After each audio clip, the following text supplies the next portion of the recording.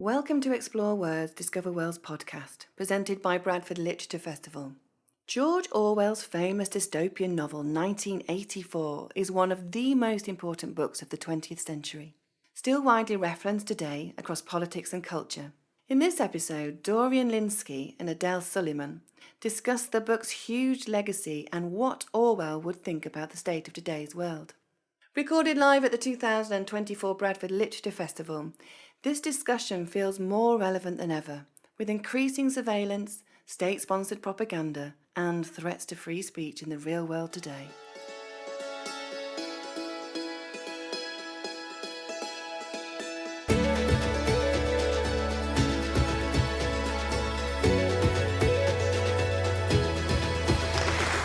Okay, welcome everybody. Thank you for your patience. We are here with Dorian Lynskey, and we are going to be discussing George Orwell's 1984. You need no introduction, but you are a freelance journalist, author, and host of the very brilliantly named podcast, Oh God, What Now? My name's Adila. I'm a journalist for The Washington Post, based in London. And yeah, we're going to chat quite casually for about 20 minutes, and then we'll open it up to questions, because I know there's lots of people here with much more expertise than me on George Orwell.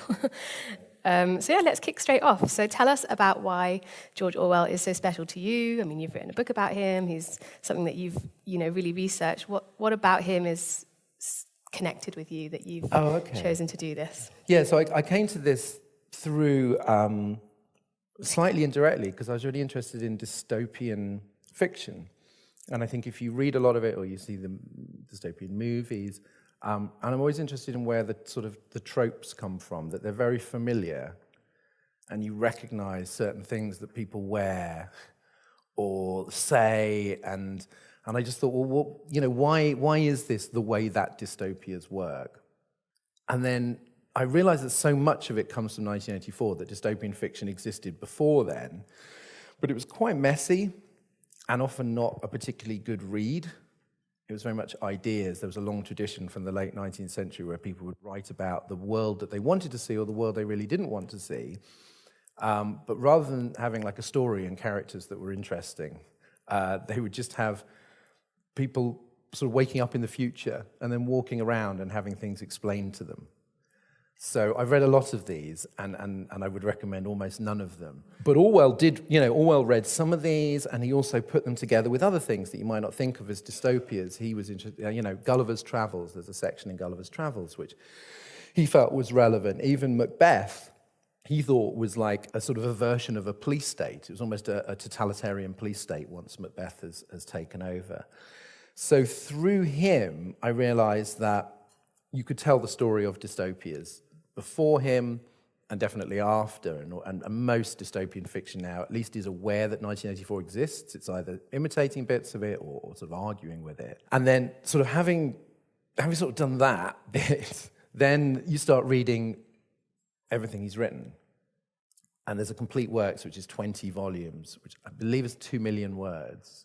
And sort of when you're reading all of that, the good news is that he's like a good person to spend time with, even though he's kind of he's cranky, he's got these blind spots, he's got these incredibly dismissive of things he should not have been dismissive of, annoying sometimes. But there's a kind of attempt at working out the world, which I found really endearing, and a self-awareness and an honesty about what he's trying to understand and the obstacles, his own cognitive biases. And sometimes he's aware of his own blind spots. And I just felt like, this is someone who's honestly trying to sort of understand the world and his place in it and his political project, which is really good, because some people write biographies. This isn't a biography. It's partly a biography of him, more obviously a biography of the book. But some people write biographies of people who are like awful, just awful people to spend time with. I mean, there's a 3-volume biography of Hitler, and I just can't imagine what that experience would be like. Whereas with Orwell, I always felt like, there's somebody quite good on my side here, in my head. And there's just so many bits of his writing, not just the famous stuff, but even just throw away, like movie reviews. And he was a very bad film critic. But there'd be these amazing lines. There was always something fascinating in his diaries, in his letters. And so it was like a 2-part thing. Partly I'm spending time with Orwell, and then partly I'm trying to explain the history of dystopias and how people have how people have tried to kind of map out the worst society they can imagine. I mean, you say that dystopia existed before him, and you talk about his writing. So what is it about him, the individual, the writer, what had happened in his life that makes him so enduring and so special and makes his words light up to the point where we're still discussing and studying them now? Well, firstly, he's just a very good writer. It's just an incredible talent for very sort of clear, emphatic, quite witty prose. Weirdly, 1984 is the thing he's most famous for, and the least funny thing he ever wrote was, if you read his journalism, there's so much wit. There's also clarity. There's also the way that he puts himself in the writing, like his own opinions. He's sort of, he's just he's so persuasive that sometimes I'm reading something that he's arguing and I agree with it. And then I stop myself and go, actually, I don't agree with that. Like, I think he's wrong. But he's so kind of alluring in his writing. And then the other thing is the context. So 1984 is his attempt to explain totalitarianism and how it works, mainly in Stalin's Russia, but also in Hitler's Germany. It's just that by the time he'd written 1984, Hitler was dead, the war was over, and whereas Stalin was still there. But he was interested in both of those societies and how they operated. And that became almost the most important question of the mid-20th century, and beyond. It's like, well, how were these societies established? How did they exert power? Why did so many people go along with them? How were they able to cause so much damage? How can we avoid this happening again? And at various periods since then, that has seemed more urgent. And I think right now, there's a lot of concern about, I say largely on the sort of radical right. There's not so much of the sort of Stalinist threat in the world. And people are seeing the same distortion of language, blatant disregard for the truth, the abuse of power. And so he found these sort of timeless concerns, and he was somebody who lived through the kind of like the epicenter of the 20th century, that he fought in the Spanish Civil War. He was in London during the Blitz. He did some reporting in Europe just towards the end of the Second World War. And he knew a lot of the, he knew a lot of the most important intellectuals and politicians of the time. So I think there's that. There's the mixture of the timelessness and the way that he kind of represents his own time, a time which is sort of endlessly, fascinating / horrifying. You're a writer. How important is it to have this personal experience of these things in order to put that on the page? Or do you think he kind of lived in his imagination too? I think it was really important to him because, his imagination was not great. Like, as novelists go, like each of his novels, including like the early ones that aren't as widely read, they're all about things that he did. So he served in Burma as a colonial policeman, and then wrote this kind of Burmese Days, which is a sort of savage, guilt-ridden takedown of, imperialism. And then he's like a struggling writer, so he writes Keep the Aspidistra Flying, which is about a struggling writer. And so virtually everything and if you think about Animal Farm, obviously... It's quite imaginative. The talking animals bit is imaginative, but everything that he's allegorizing is stuff that happened. Like, it's very historically accurate, if you know what he's referring to. And in 1984, everything is taken from somewhere. And so part of the project of the book, and the real pleasure of the book, by reading all of his other work, because he was a working journalist more than a novelist, and the amount of work he was doing meant that he was a great recycler. And so you could find a line in a book review from 5 years earlier that appears in 1984. And so he was drawing all this stuff that he'd read about, life in Germany and life in the Soviet Union, but also details from his own life. So the office scenes are all based on when he worked at the BBC. That doesn't mean that he thinks the BBC was this nightmarish regime, but that was his experience of offices. And the Prole district was his neighbourhood in Canonbury, which is now very, very posh, but at the time was definitely not. And so that was almost what made it so pleasurable, that there are some novelists whose imaginations are so huge that the idea... So I asked him, well, where do you get your ideas from? novelists hate that question, right? And they just, I just invent. Whereas with Orwell, you can literally trace where he got all of his ideas from, what he'd read, who he'd spoken to, what he'd experienced, where he'd worked. And that all feeds into that novel. And he felt that he had to experience something in order to write about it, which I think most people don't. That's not a necessity. But for him, he thought to have any authority, he had to know what it was like. He had to know what it was like to be sleeping on the streets for a bit. He had to know what it was like to have fought in Spain. And there were loads of people back in London writing about the Spanish Civil War. You know, I would probably have been one of them. You know what I mean? He had this kind of tendency to just hurl himself into these very difficult, life-threatening situations because he felt that's what gave him like the moral authority to talk about them. To go that extra mile. Write about them, Yeah, so interesting. So we're celebrating 75 years now of 1984. I think it was published in 1949, wasn't it? So, you know, he makes a lot of glib predictions. Do you think we've neared them, surpassed them? Do you think he hammed them up? Do you think... Oh, I don't think... Yeah, that's why I disagree. I don't think he makes any predictions at all in 1984. Okay, about the future or how things might be. It's not predictions. It's saying basically what had already happened. That pretty much everything that happens in 1984, he had taken from what had already happened. So there's certain like innovations, like the telescreen, to try and make it seem a little bit, futuristic. But no, he's not really predicting anything. What he's doing is he's going, this happened, over there, and this is what it might be like if it were to happen in Britain and by extension America, and in the kind of rough drafts, which are very incomplete. There's loads of missing pages, but there's a fair chunk of like the early versions back when it was called 1980 and 1982. And then the longer it took him to finish the book, he just kept having to bump the year back. So there's no real significance to 1984. No, which really surprised me. I was like, oh, okay. I'm not sure it was called that, but it was set in 1980, and set in 1982, and finally in 1984. And in one of the early drafts, there's a lot more about what's going on in America as well. And his argument was that the worst mistake would be to assume that totalitarianism, because back at the time there were a lot of national stereotypes, and there was a sort of assumption, it's like, well, that's the Germans, or that's the Russians, or that's the Japanese, and because of their national character, they're particularly prone to, to totalitarianism. And he was going, no, you could have a British version, you could have an American version. He wanted to bring it home. So his argument was that this is a warning, not a prophecy. But the reason it's so powerful is because it feels like a prophecy.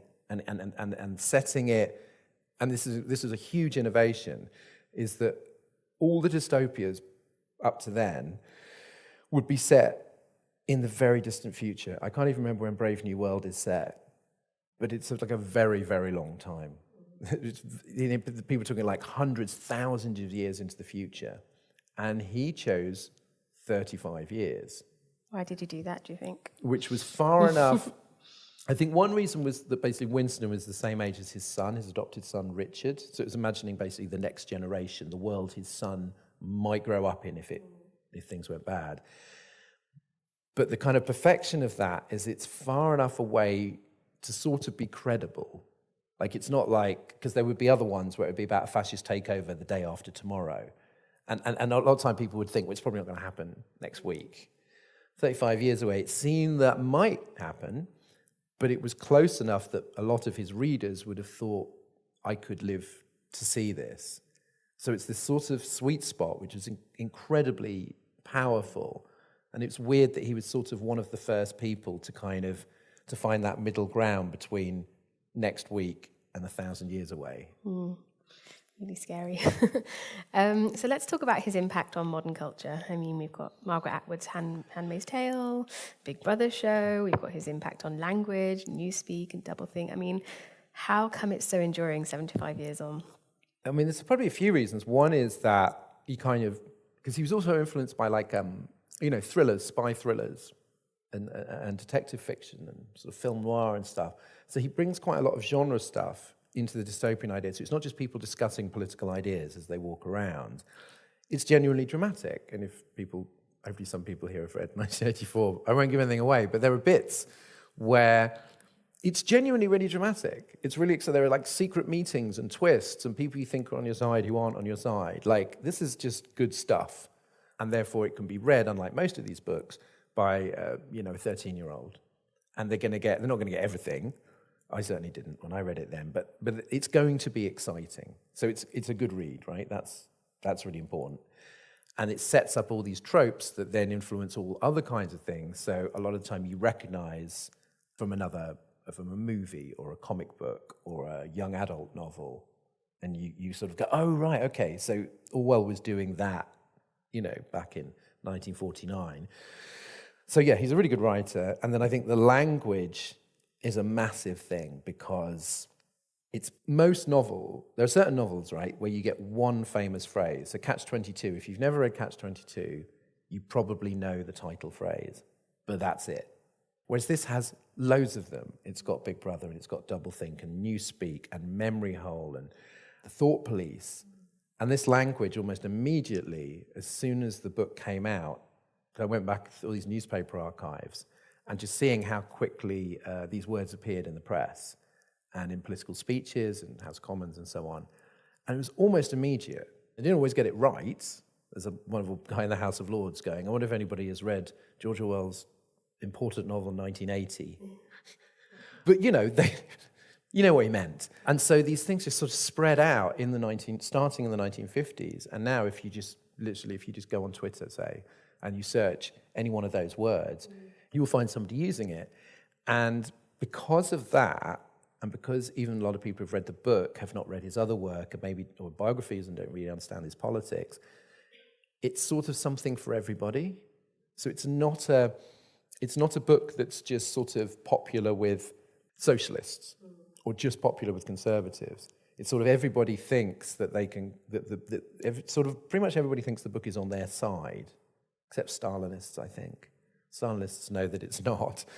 But everybody else wants to use it. So you can have a lot of Donald Trump's allies will use language from 1984, which from my point of view seems to be missing the point somewhat. And that maybe they're the bad guys. So there's that as well. There's that sort of amazing versatility, which is both great for sort of spreading its sort of fame and its influence. But there's also a downside to that, which is one motivation for writing the book, was I wanted to say what Orwell's politics were, what he was thinking, where these things were coming from. And that doesn't mean that people can't have their own interpretations of certain bits, because it is a book where you can bring your own ideas to it. But I thought it was important to at least say, well, this is where he was coming from. It's really important. American conservatives couldn't believe that he was a supporter of the Labour Party, because they thought, surely this book is attacking the Labour Party, and he was absolutely horrified. He was like, no, it's attacking like Stalin. It's not. There's a big difference between Stalin and Clement Attlee. So I think it's really important to have all the information in the context to at least get what his intentions were. But yeah, it's almost through the misunderstandings is almost one of the reasons why it's so famous. If it was only enjoyed by people who agreed with him, it wouldn't be as big. That's true. Yeah, I was going to say, I covered the Trump election, and we got alternative facts then. And I mean, we've had an election here yesterday. What do you think Orwell would make of our current modern political landscape? Well, it's impossible to say, because the thing about Orwell is that he's always sort of reflecting what's changed. So if you have this experience of like reading everything, you can see him really constantly changing his mind. Like, his values are basically the same. He doesn't like swing from like left to right or whatever. But his assessments of situations are constantly changing. And so what he's saying in 1939 is not the same as 1940. And therefore, to sort of imagine what he would make of 2024, I didn't even know what he would have made of the Korean War, which started a few months after he died, maybe the month after. I mean, like, once you've read enough pieces of people going, Orwell would have supported the war in Vietnam, no, Orwell would have opposed the war in Vietnam, it just makes you very, very skeptical of what he would have thought. But what that taught me, actually, was that you should always adapt your sort of analysis and your ideas, but not your values, to the changes in the world, that to kind of keep an eye on things and how things are evolving, and you can't apply the same sort of fixed dogma to everything that happens, because like history moves really fast and things change, and you might find yourself in one position then and another position later. So it's more like a way of thinking, which I found, and also acknowledging when you're wrong. He's really good at going, I was wrong and this is why I was wrong, which is a very rare quality. So that I find really inspiring. But I honestly, it's just become so hard. It's like, would you prefer Starmer or Corbyn? I probably Starmer, but I don't think he'd have been a big fan. He was very critical of everyone, basically. Yeah. Maybe that's his enduring legacy. It's just that everybody's letting you down, pretty much. Trust no one. Okay, we're going to open it up now, I think, to questions. So there will be a roving mic around. You can just raise your hands if you're feeling confident. Cheers. Thanks for that. One of the phrases in, like, connected with Newspeak, which I think is fantastic, use of language in itself in the book, but connected with that, he uses the phrase duck speak, which I think, well, the question is, do you think that's a more accurate description of what kind of is going on social media and stuff? Which word did you say? Duck speak. Oh, duck speak. To mix me metaphors, where people parrot a phrase, and the idea is it's divorces the language completely from actually being able to think through the thought, the thought process behind it. No, I get it. God, I'd forgotten about duck speak. That's really good. That's a really good question. Yeah, because that does reflect a lot of what he's writing elsewhere in journalism. He also talks about something called pamphletese. So it was the language people would use in political pamphlets. And he really hated these set phrases. And there were set phrases, didn't matter what your political inclination were, you would have your batch of phrases. And it stopped people from thinking very much. For example, like if you call Starmer Blairite, that actually stops you from thinking about the ways in which he is or is not like Blair, and the ways that he's different. It stops you from sort of seeing things as they are, because you're just like, well, here's the category that I've already got. And it's made me unbelievably pedantic, like Orwell's influence. Like when people talk about supermajority, were you aware of that over there? And a supermajority has no meaning in British politics. It's like an American concept, and people kept using it, and I kept getting angrier and angrier, and it's like, it's not a real thing. But as soon as somebody had mentioned it, everyone just started using it, like, oh, okay, right. And so there's that idea that you're talking about there, that there's a real habit that people have of just sort of learning a phrase, like a catchy phrase or a catchy word, and just applying it, and it's sort of, it can stop you thinking. You can almost just spiel out these set phrases. So I think that happens on social media all the time, and almost that's almost what it's designed to do. If you think how often you see certain memes, that's a way not to have to make a joke or a point. You just go, oh, here's this little GIF that I've seen a million times, and I'm going to use that.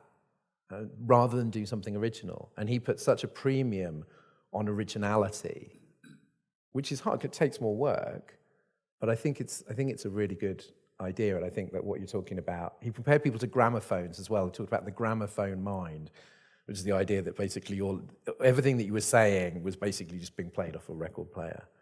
And he hated that, not just because as a writer, he found it boring, but I think he also thought, well, that's taken to extremes, that's what fascism and Stalinism did.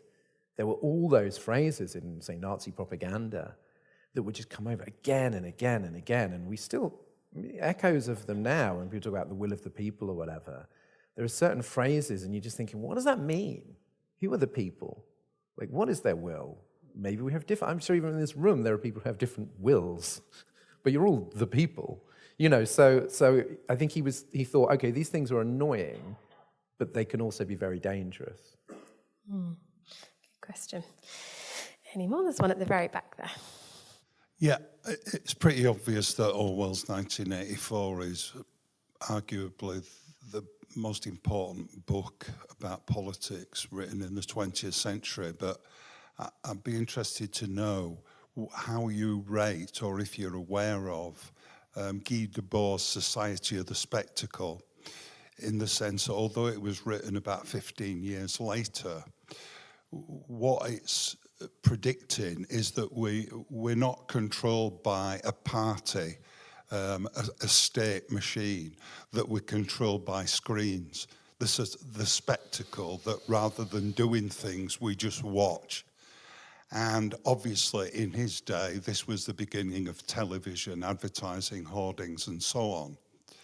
Today, obviously, it's the smartphone, isn't it? That we don't really need politicians and multi-billionaires, Elon Musk and all the rest of it, because our minds, particularly young people, it seems to me, are pretty much controlled by the smartphone.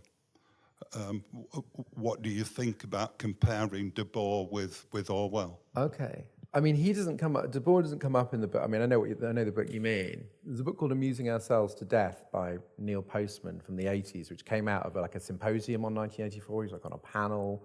And his argument is like that America in the 80s and the West in the 80s was much more like Brave New World than 1984. And it wasn't, people in jackboots knocking at your door. It was giving people what they want, numbing them with entertainment.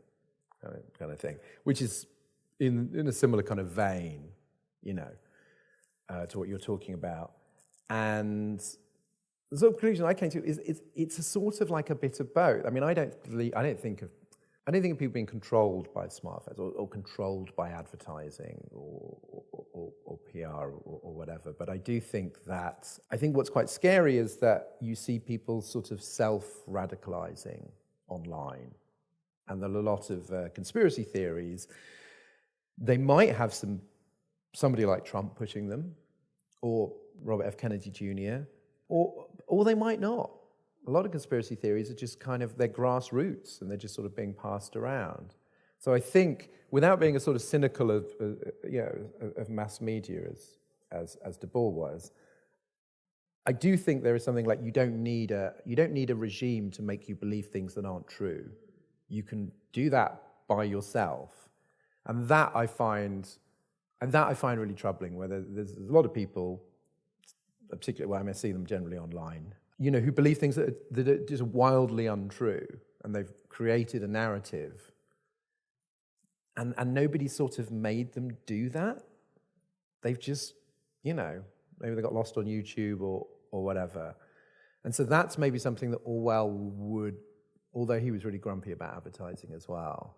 But that's something that perhaps you don't get so much in the novel, of people doing it to themselves. And that, I think, that can be a really concerning thing. It's the way people's psychological biases go. And I think people's own psychological biases are far more powerful than any marketing or screen or advertising. The turnout being so low, I mean, Labour seemingly got less votes this time than Corbyn did. In other words, more and more people are thinking, I'm not interested in politics, they're all the same, and so on, and go back to just flicking through, TikTok or whatever it is. I wouldn't blame the screens for a lack of turnout, though. What I'm saying is that people are just so preoccupied. You go to a coffee bar or whatever, and you see young people, and they're actually all on the phone. They're not having a discussion at all. And what I'm saying is that you've got this thing, this little reified thing in your hand that's your world, and what goes on out there in politics or beggars on the street or whatever, that's just nothing to me. I'm just interested in my TikTok or my WhatsApp or whatever. It just seems to me we've got a generation that's their view of the world, and that politics, that's just nothing to do with me. Let them get on with it. I mean, yeah, I'm not sure I would share that critique, but I mean, it's fair enough. But I think if you look back, people saying stuff like that about TV, not just in the 1980s, but in the 1950s, and there's always a sense that screens are going to sort of degrade the political process, and maybe for some people, like you're saying, your real concern is distraction, right, and therefore disengagement. I suppose what I'm more concerned about is people who are very engaged, but in stuff that is simply untrue and quite corrosive, like that. The explosion of conspiracy theories online bothers me more than someone who's just sort of tuned out and on TikTok, because I don't think that person would otherwise be deeply engaged in a general election. I think there have always been people who are just sort of tuned out, but the way that they do it is the way in which they distract themselves changes over time. I mean, I think you made a fair point, but that would probably be my take. Interesting. Okay, let's take one from this side. There's a gentleman on the right. And then... Yeah, I was interested when you said the difference. American conservative were aghast when they found that Orwell was quite progressive and a supporter of the Labour Party, as it were. Do you see his life? Two questions. Do you see his life as a bit of a guilt trip, that he was eaten, well-heeled, colonial background, Burmese police? Was there a dramatic change in his attitude that you can define in a particular period? Yeah. Yeah, that's one. And the second one is something slightly baffled me. He worked for the Ministry of Information during the war. Now, the Ministry of Information was in a way, kind of the derivation of the Ministry of Truth, and was involved in propaganda. Okay. Right, now, I'm very specific about one thing as well. I'm chair of the J.B. Priestley Society, which is based in Bradford, but nationwide. He made a list of fellow travellers and put J.B. Priestley on it. Now, that seems to me not to be able to see the difference between Stalin and Clement Attlee. J.B. Priestley was never a fellow traveller. You could never box him. Yeah, he had a social conscience and progressive and was quite left-wing in many ways, but never an overtly socialist and never joined the Labour Party. So, two contradictions there. Okay, all right. The guilt thing, I think, is really obvious after Burma, around the time of Down and Out in Paris and London. And, he was always kind of like, he didn't really fit in. He was a scholarship boy at Eton, so that gives you a real kind of like, a resentment that you're in the world of privilege, but you don't quite belong, and everybody else is wealthier than you, and they're looking down on you. Now, actually, a lot of his school friends there were quite a few scholarship boys, and the richer kids were not looking down on them. And so a lot of it was his own sort of quite powerful sense of self-loathing. But having had that privilege, then, for reasons I can't quite understand, to do with family or just wanting to get out there into the world, he went to Burma, and there was just huge guilt there, and contemporaries say he was tempted to purge himself. So then he just threw himself into, poverty, essentially. Dishwashing in Paris and hot picking in Kent, and sometimes being on the streets and getting very, very ill. And there was a real sense of like trying to kind of scrub himself clean from this stigma, because when he went to Burma, I don't think he was particularly political. And I think what he saw there made him very anti-imperialist and made him revolted. So that's the big period of guilt. I don't know whether that's a great motivator later on. But that's certainly the way that he moves towards socialism over like a decade. On the other one, he didn't work for the Ministry of Information. Like, he worked for the BBC, and it was a soft propaganda. It was basically arts programs. The idea was that they broadcast them to India to show that Britain was great because it had, Shakespeare and Swift and poetry chat. So it was a form of propaganda, but not like the hard end of things. So he didn't work in the Ministry of Information. He did, with that list, very briefly, it's a bit complicated, but he had a friend / someone he had a crush on who worked at the Information Research Department, and their thing at the beginning of the Cold War was, again, kind of soft propaganda, like stuff that you couldn't tell was propaganda, was basically trying to promote Western values versus Soviet communism. And he gave her a list of people who he thought, she was like, which writers should I hire for this project? And he made a list of people he thought that she shouldn't hire.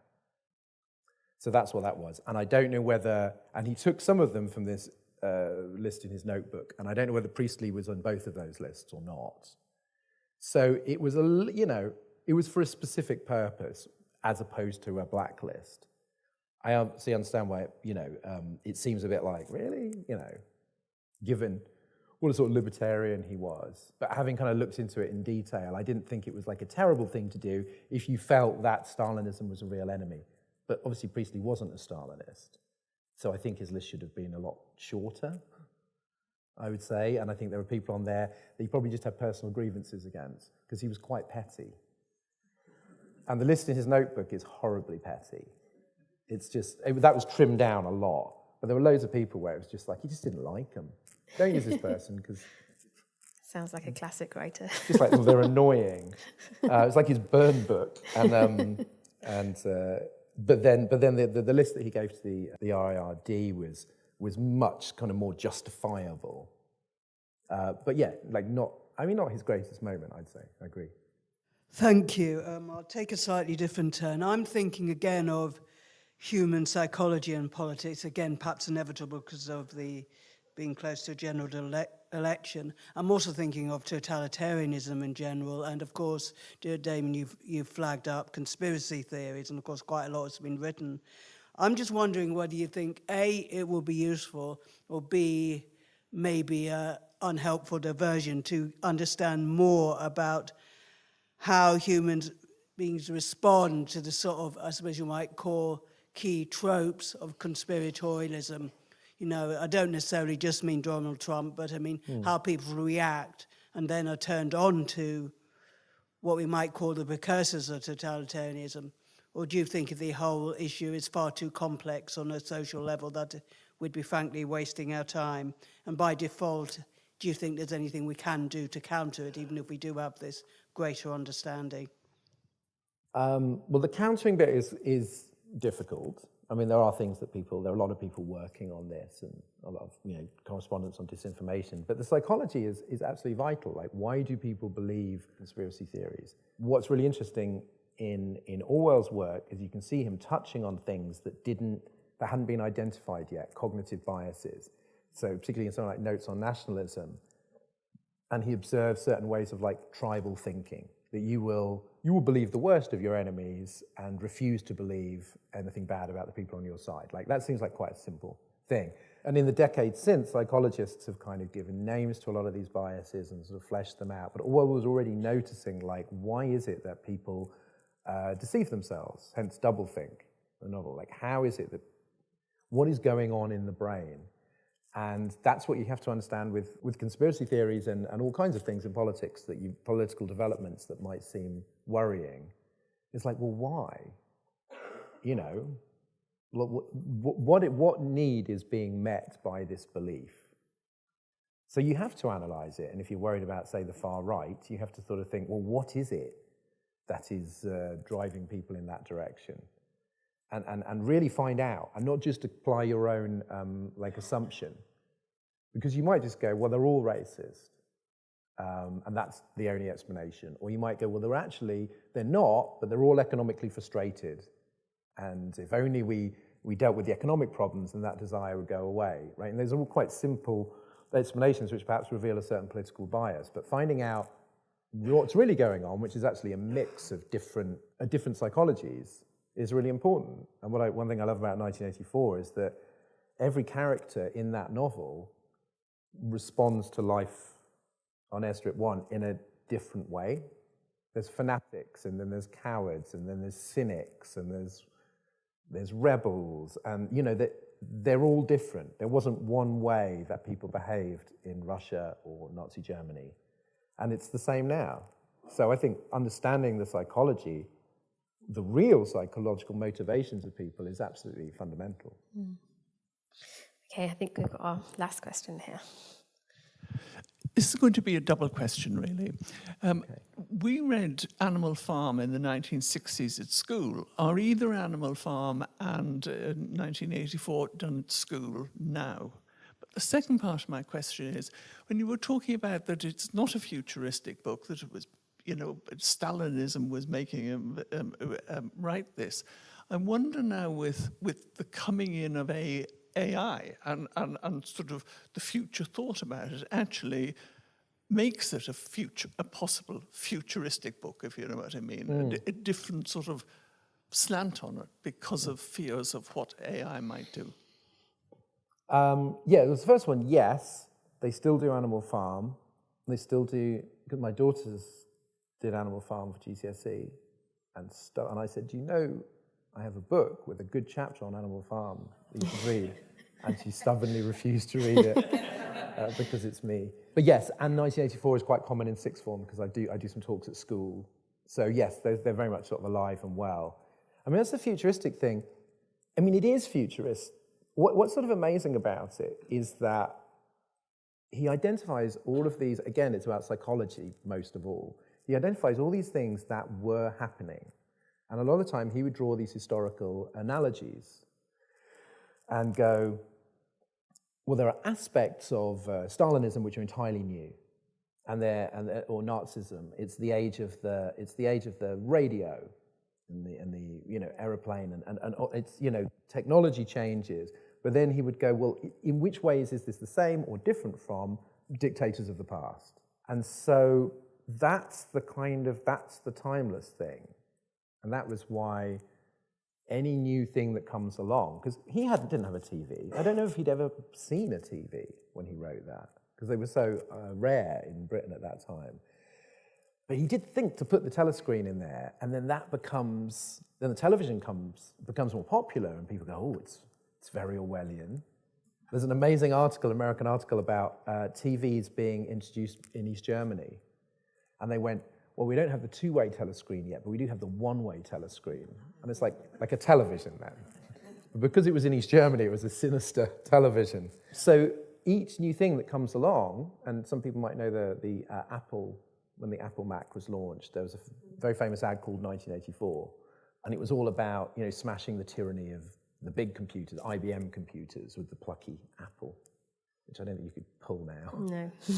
but again, then it was, and all the talk, again, searching newspaper archives, all the talk was then about computers. Anything involving like cameras, computers, advertising, it was like, oh, it's like Orwell. And you keep on going, and you keep on going, and you keep on going, and the social media comes along, and you go, well, this is quite Orwellian. And then you're right about AI.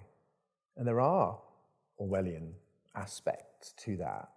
And almost like an extreme version of the duck speak you were talking about, these people who use fixed phrases. And with AI, you don't need any imagination at all. You can just type in a thing. And all it does is scour stuff from somewhere else. So it's this kind of just lumpy digest. And there's not an original thought in it. It's like an approximation of art or creativity. So that's why it holds up when there's some really good dystopian novels, but they're so, or indeed like anti-totalitarian novels, but they're so of their time. And you think, well, if you want to learn about the 1940s, this is great, but what does it say now? And Orwell was interested in so many things, and the book is so complex, it's got so many ideas packed into it, that whatever happens in the world, politically or technologically, there's always a time when you can go, oh, it's like 1984. Like that's what I find kind of quite miraculous about it, that it never... After the year 1984, a lot of people were going, well, now that the year has come and Orwell has been proved wrong, I guess people aren't going to read this book anymore. And obviously that's not what happened. So it just keeps renewing itself. I don't see a time when it would not feel weirdly relevant to whatever you're worried about. It's basically the book that is always about whatever is bothering you at a particular point in history. It's a good place to end, I think, the endurance of Orwell. Thank you so much for your time. Thank you to everyone for coming. And are you going to be signing books outside? Yeah. Brilliant. Okay, so you can catch Dorian outside. Thank you very much. Sorry for being a bit late.